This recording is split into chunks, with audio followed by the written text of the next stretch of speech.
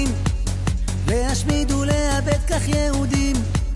זה התחיל מפרעה שם במצרים, והמשיך לאורך כל הדרך עד היום. את המן הרשע גם כן עברנו, במסעות של הסתה לא נפלנו.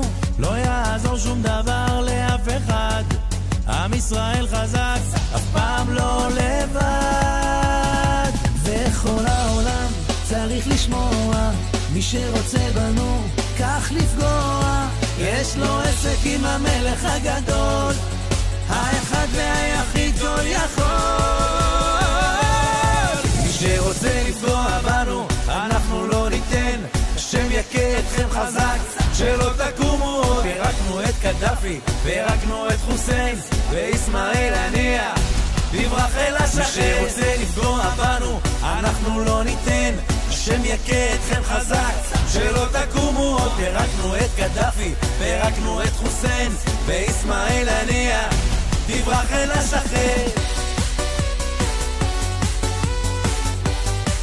אוקיי, כן, תראו מן הפוטנציאל.